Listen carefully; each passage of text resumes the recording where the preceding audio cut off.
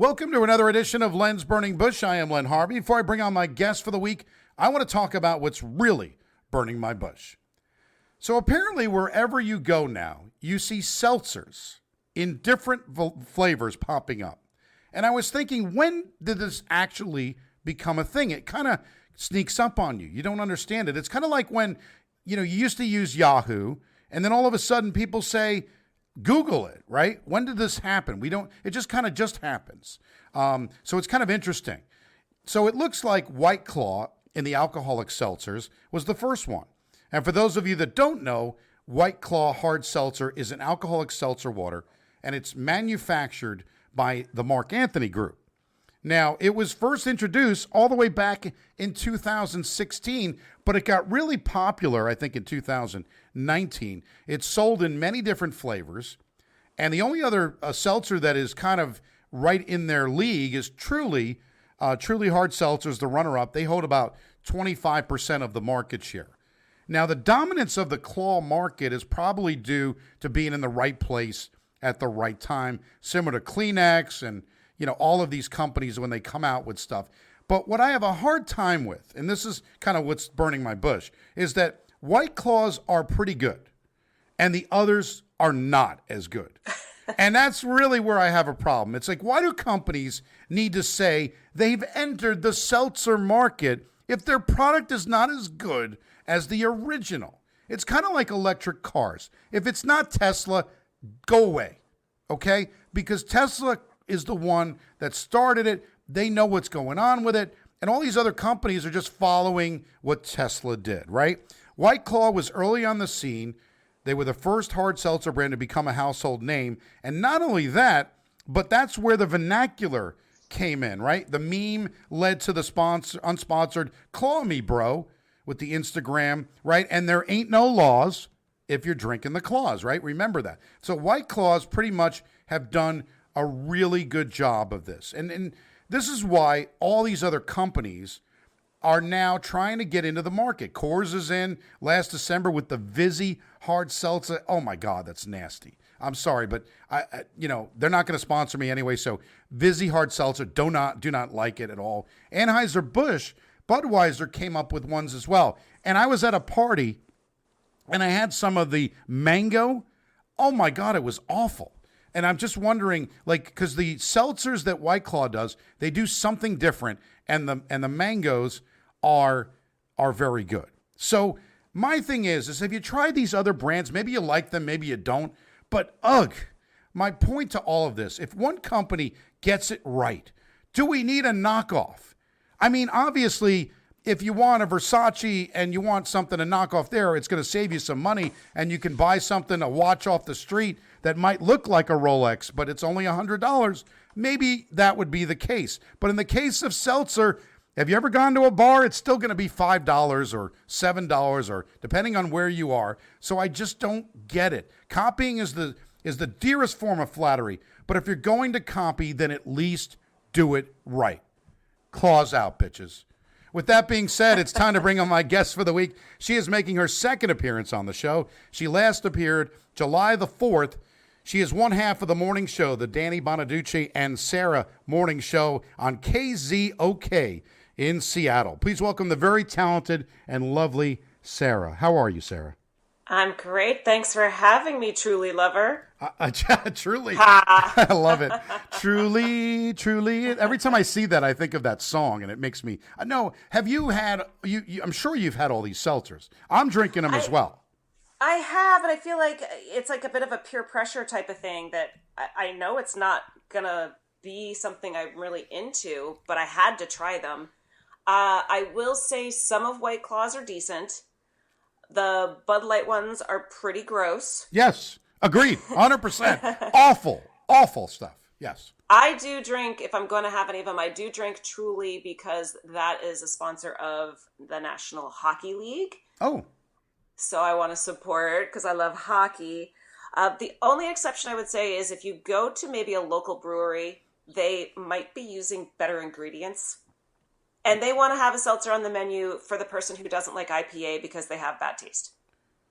Agreed. So sometimes it can help to have, a small batch, but it is it is just like a peer pressure thing. Everybody's drinking this awful product, so now you've got to try it too. Well, I know, and I'm one of those that used to drink the summer shandies all the time at the pool, but the claws are great. But what I found out, which was interesting because I did a little research on this, and I found out that seltzer is less seasonal than initially thought, that you can drink these all year. And beer is actually taking a dip, which I know you do a great thing on beer, and we'll get to that on the show, that you do a great thing and you try all these different beers.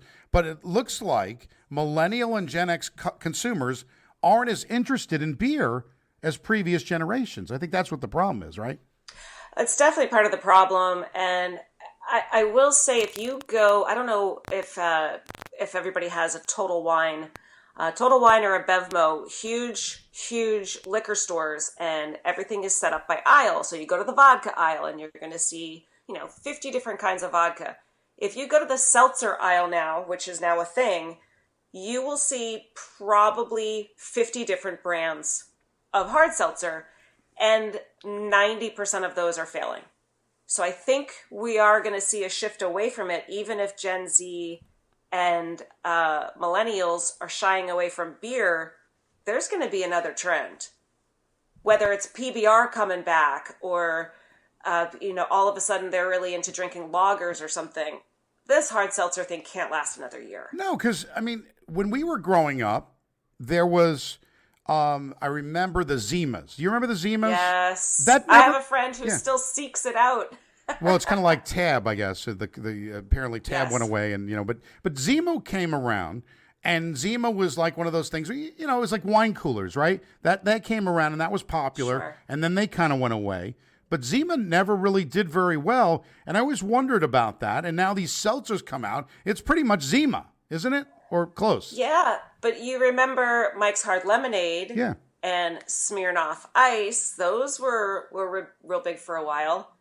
Yeah. And it's sort of like you said with Yahoo being the go-to, and next thing you know, it's Google. Right. It's kind of like, ask Tom from MySpace. It's just something else swoops in. That's a perfect, I should have thought of that. MySpace. That's another brilliant, by the way. Facebook took over and just came around after MySpace and just did it better, maybe? Is that what it is? Is that what Google did? Or is it just the timing? It's timing, it's trends. You know what we should do is create something new. We'll bottle it as something alcoholic, whatever it is, we're going to bottle it. And then we get TikTok influencers who are 21 years old, and they'll just totally blow up hard seltzer for whatever this is, because TikTok now rules the world. Yeah, pretty much. And I don't even know what that is. Like, I've never been on TikTok. Really? Yeah, I've never been on. I don't have no desire to go on TikTok. Am I supposed to do that? Is Len's Burning Bush supposed to be on TikTok? Is that what you're telling me? Not necessarily, but you as a person should be on TikTok. If you wanted to go into your front yard and burn a bush for Len's Burning Bush and then put it on TikTok, that's how that would work. Okay. Well, interesting. Now, in a way, it's good, though, because it is highly addictive, because it's short form videos. So if you go on there and you see something hilarious, next thing you know, you're going to be on there for 20 minutes looking at more 30-second bits of hilarity. Is it kind of like the cat videos all over again? Or we're getting the cat video, the funny cat videos? I don't know. I mean, getting back to the hard seltzer for just a second, I wanted to read these numbers to you because I think these are ridiculous numbers. In 2019, hard seltzer, look at me, salsa, like I'm salsa. Hard seltzer sale. It's the Yiddish, salsa, the Seinfeld episode. So anyway, it's like nobody wants to say salsa, right? But the seltzer industry sales grew 226.4%, while beer sales grew less than 1%. Isn't that amazing? That is. I do wonder how much did beer sales drop off, and if those numbers are being attributed to hard seltzer. But also, it is age. Like you said, it's people under 30, and are they going to be like other people who turned 30 and then realized, oh, wow, whiskey's really good? Yeah. Something you thought was disgusting in your 20s. Like, I thought Jack Daniels smelled like dirty socks. Next thing I know, I'm like, wow, I really like the flavor of dirty socks. You're a dirty sock girl. There you go. And that's part of the. You should do the dirty sock weather. There you go. That would be. but no, I kind of agree because my son, who just turned 21, he's drinking alcoholic beverages legally now because God knows he probably did before. We're not gonna, So he was looking for something to drink. He didn't know. I mean, he's trying different things. I'm a vodka person. I like vodka. It doesn't always work for everybody else. Like, right?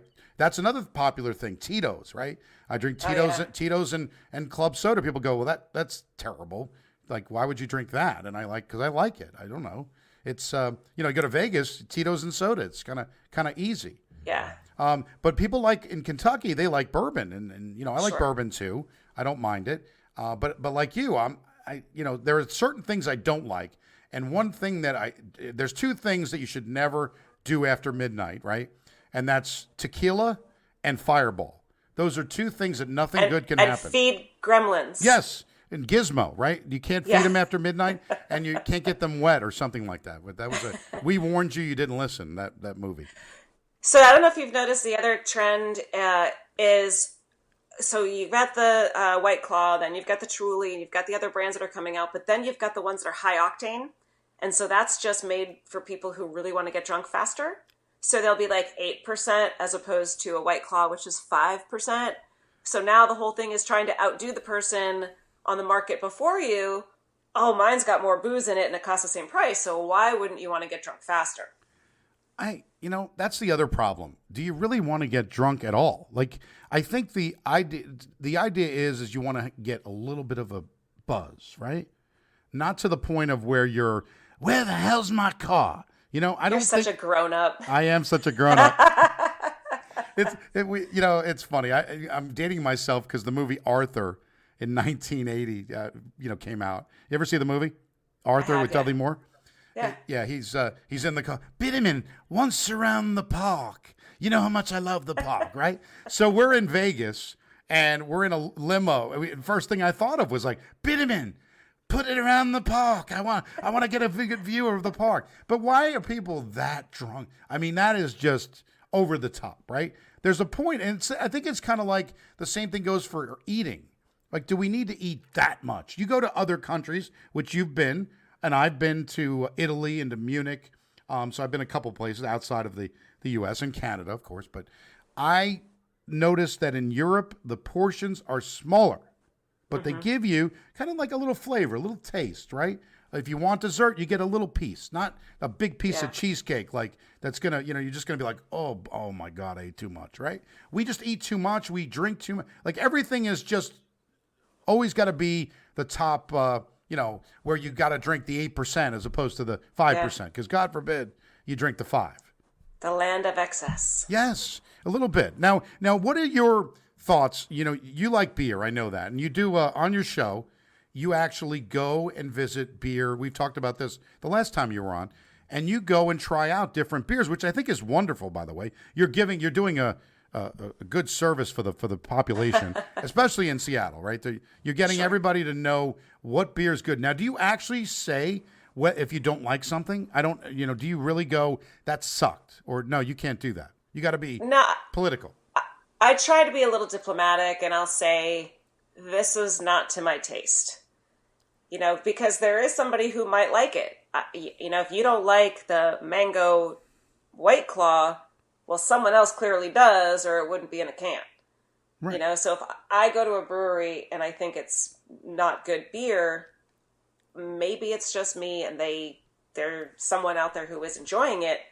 There have only been a handful of times where I really wanted to say this beer is bad, kind of hold yourself back a little bit, but then next thing you know, 6 months later, they're out of business. Oh.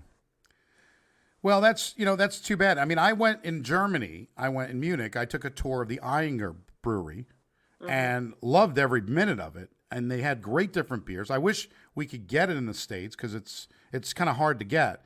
And I really enjoy that. But I like trying different things. I'm kind of open to that. I don't want to be that guy that, I love Budweiser and I'm not going to drink anything but Budweiser.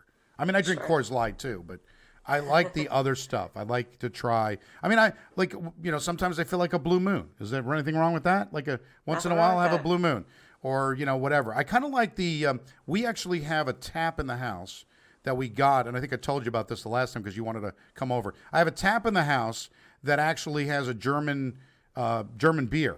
And we get it delivered. It takes a while. It's like 8 or 10, but it's a small tap. It doesn't fit that much. You could probably fill up a couple glasses, and then you got to put another one in, another canister. But it's right now we're doing kind of like a summer kind of light version, and it's good. The darker beers are getting to me now, where I don't like them as much as I used to. Like a Beck's. I liked it growing up, but I don't like it now. I like the lighter. Okay. I like the lighter stuff, but I'll drink it. You put it in front of me, I'll try it. I mean, what's the point, right? We sit there and drink those shots of Fireball, and you'll do a shot of tequila. No we on that. Oh, good. You are not putting a shot of Fireball in front of me. Well, good. Do you like any shots? Have you done the Scooby snack, or have you tried any of those? It's I don't know what's actually in it. I know the whipped cream on the top of it, so for me, that's good. And then there's the mini beers. Please tell me you're doing these with your son. I'm not doing that with my son, but we're. No. Where are you getting the idea to drink shots with whipped cream on them? I have friends that, let's just say that even though they're of the 49 to whatever range, we'll just say they like to go out and party, and they party, and they had kids, that are a little bit, of the drinking age, and they were able to, it's kind of like their test market, right? They find out what they, and so I get involved with all the young, with the young kid stuff. If you ever come to my house and you have my playlist, you'll notice that there's even T-Swizzle, and I try to, be up. Try to keep up, although it's very hard, like we just talked about TikTok, because there's certain things I just don't want to do. It'll help you. Yeah, I know. I'm a curmudgeon for some things. I really am. But it's kind of interesting. So you don't try any shots? You don't do shots when you go out? Not a big shot person. I love making cocktails. Mm-hmm. So I'll make like fancy cocktail Friday, and I'll find a cool recipe, and it doesn't matter if it's tequila or whiskey or gin, and I just want to have a nice cocktail as opposed to a shot, which to me just means get drunk fast. Yeah. As opposed to savor and enjoy the flavors of a cocktail. Agreed. Now I sound like the mature one. Yeah, you're the mature one, and I'm not. But we have, even at bowling, we have a friend of ours that passed away who loved the peach crown shots of scotch. I guess that's whiskey, right? Peach crown. And we do those shots in honor of him. But, drink it, you're like, and it's cold, too. You get the cold shots. So those, but every shot, everybody has the same face. And of course, this is on, we can't see your face, but it's like same with Fireball. You got that, like that face, It's the same with like a whiskey. It's like, it feels like it just goes in. But people like it. Again, I guess that's where it comes full circle.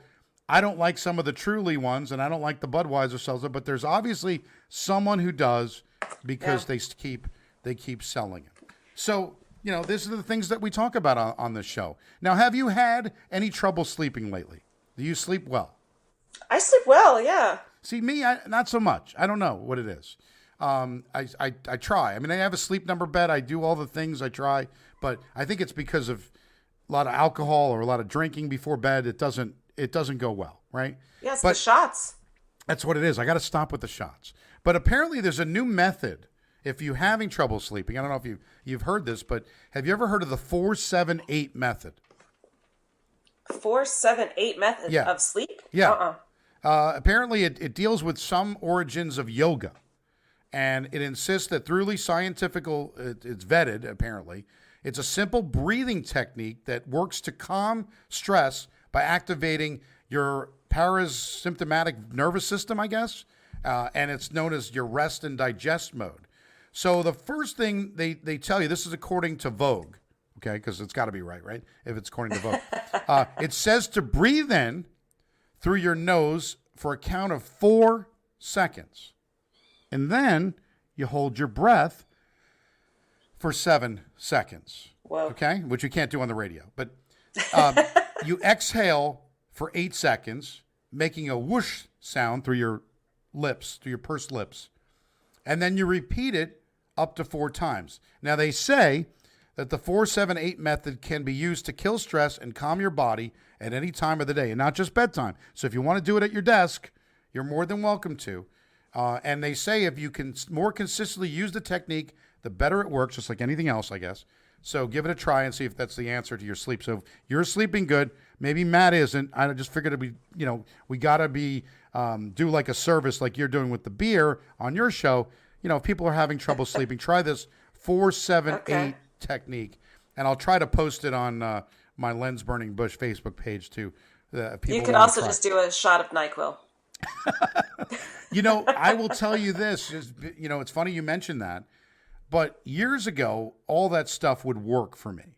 Like any of the Vicks, all that stuff that has the NyQuil, but it has a reverse effect on me now because they took something out of it. I think do you remember when people were using Sudafed, when they were making that to make meth?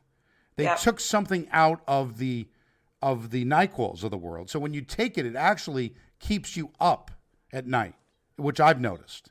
It's like my heart starts to race where it never did before. So I don't know what's in it now, but I agree with you. That would be something that I could take and I'd go to sleep and it'd be beautiful. But this stuff keeps me up now. It's like cough syrup with codeine now, which used to work. That's another thing that keeps me up now. So I don't know what. Well, they say you're supposed to meditate throughout the day. That helps. That helps you sleep at night. Okay. Well, maybe you can try that. I can try something.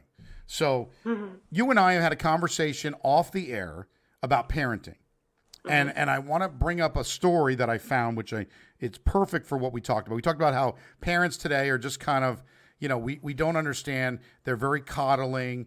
They are it's different than when we were kids.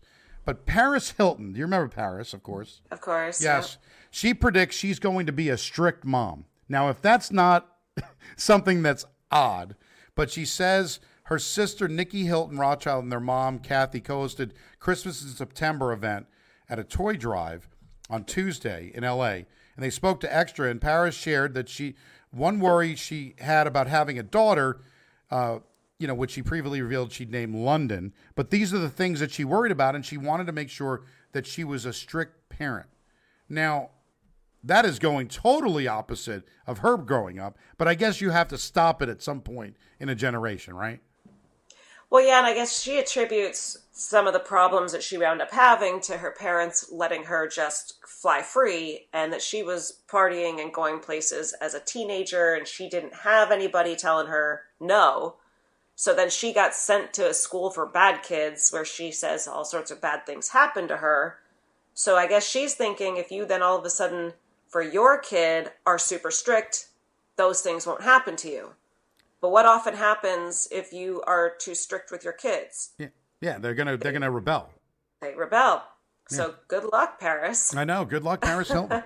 So going from Paris Hilton, we're going to go to Kira Cedric, and Kevin Bacon. Now, you want to talk about, we need a little more, I don't know if you saw this, but we need a little more than just 6 degrees of separation to these two. I don't know if you saw on Instagram or Facebook, but apparently on Sunday last week, the actor Kevin Bacon shared a photograph on Instagram of a thong belonging to his wife of 33 years that was monogrammed with a cheeky message featuring his initials.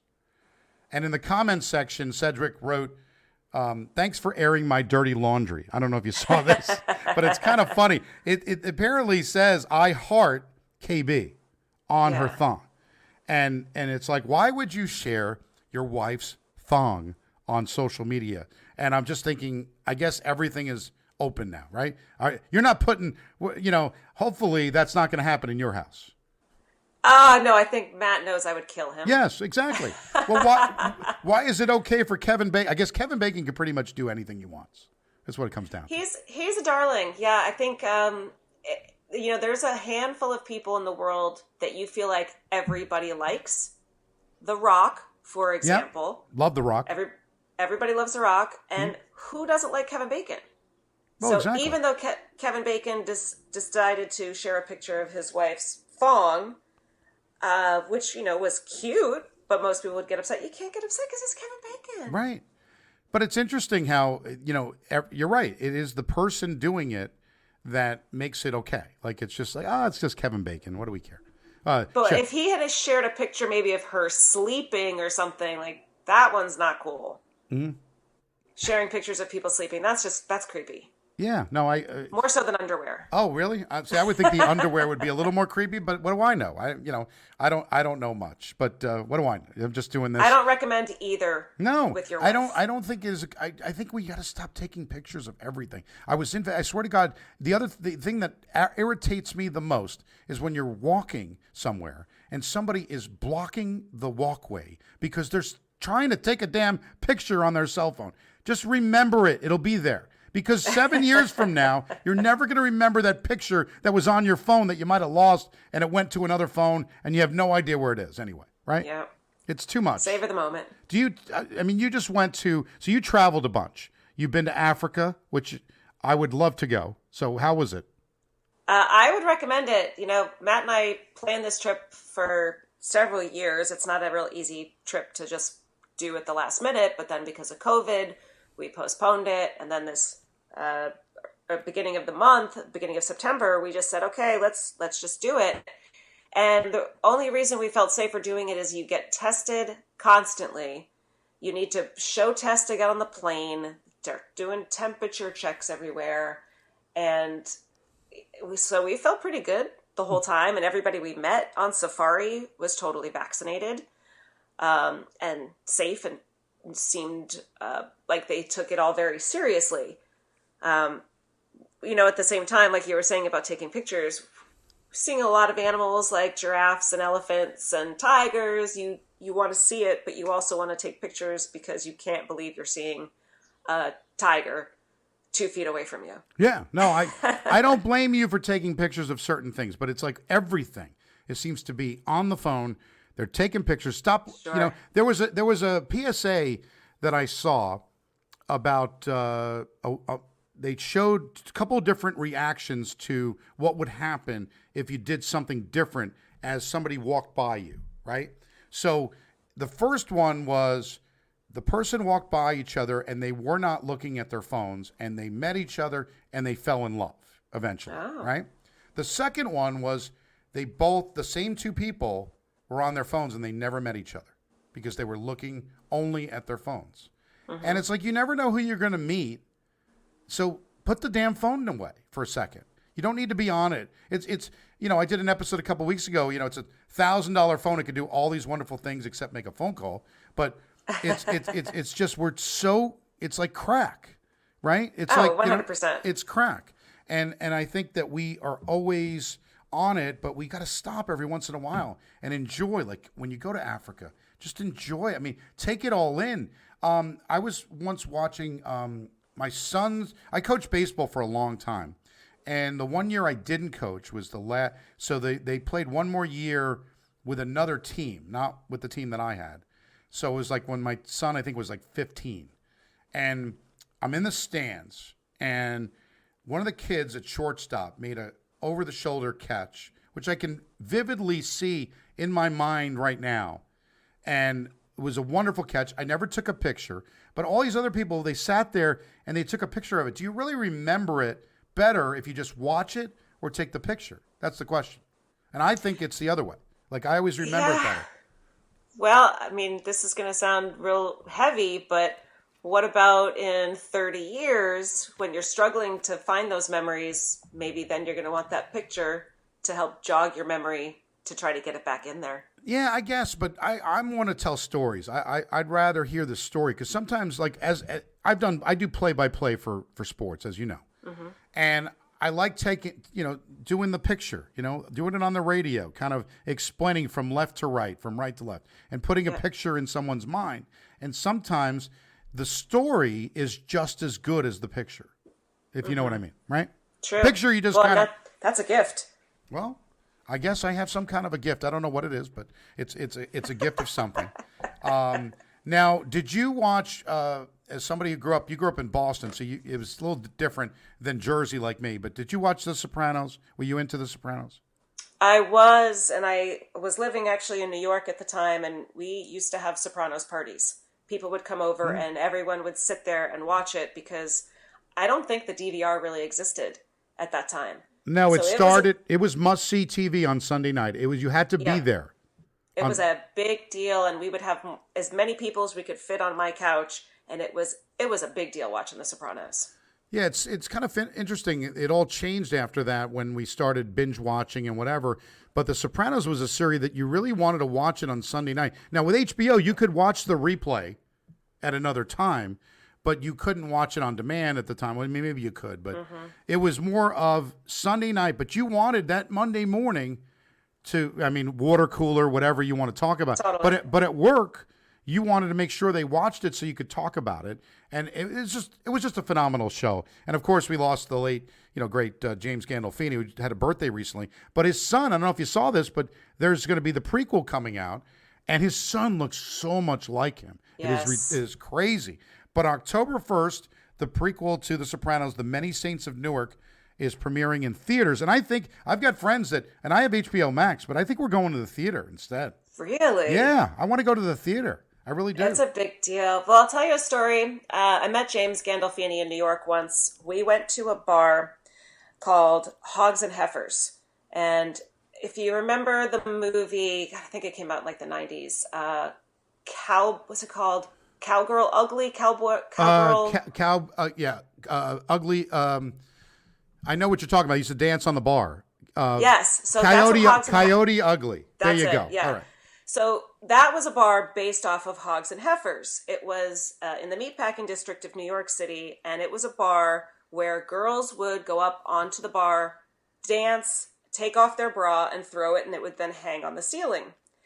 And it had like sawdust on the floor, and it wasn't a nice bar. It was like a total dive bar. And one night we went in there, and it's me and two of my girlfriends, and there's James Gandolfini by himself.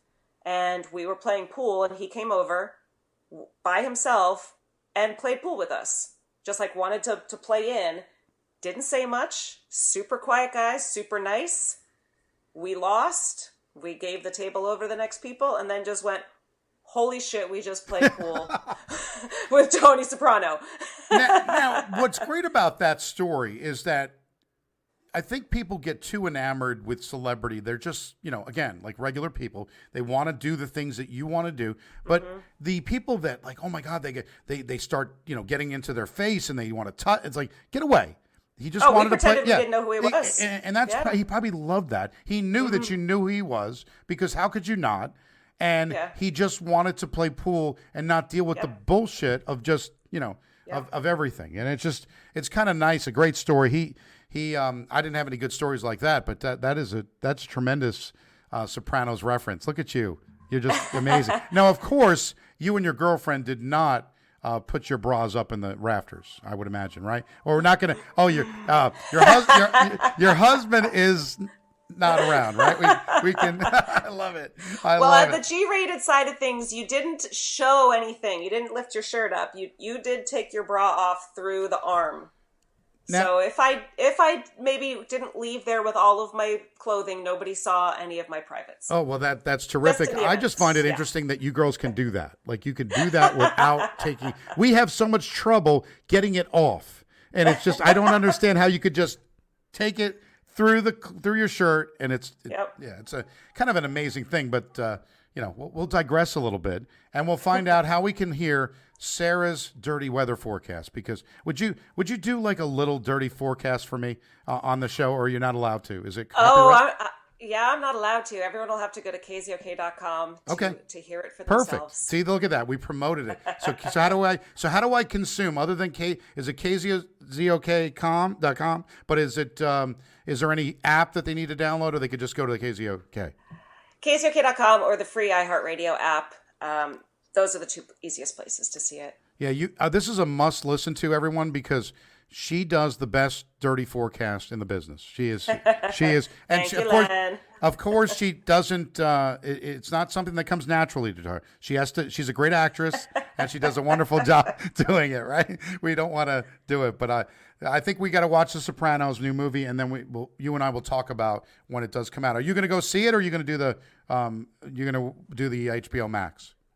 Man, I don't know that I'm ready to sit in a theater. Okay. I will see how I feel when the time comes because I am also anticipating that movie very much. Yes, I love it. I can't wait. It comes out on October the 1st. I'm looking forward to it.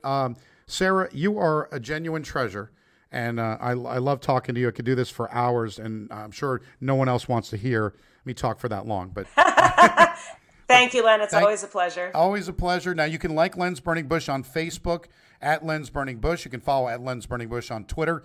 We even have a YouTube channel, Len Harvey. So if you type in Lenny L 1015 on YouTube, search for Len's Burning Bush, and listen on iTunes, Spotify, Google Play, Podbean, iHeart Radio, as you mentioned, and tune in. But you can even, so before you had to ask Alexa something, you can actually ask Alexa to play Len's Burning Bush, but make sure you say Len's Burning Bush, easy for me to say, podcast. Okay. Because you don't want to say just Len's Burning Bush. I don't know what comes up. I don't want to be the person that says, hey, it's kind of interesting. But thank you so much. I hope you'll do this again because I have a lot of fun talking to everybody each week. And you did this last July. It's already end of September. I can't believe how the time flies. Time flies. Well, pandemic will do that to you. I totally get it. But of course, you never get any older, so that's another good thing. But thank you so much, Thank you, Len. Sarah. I'm Len Harvey, back with another episode of Len's Burning Bush next week. So long.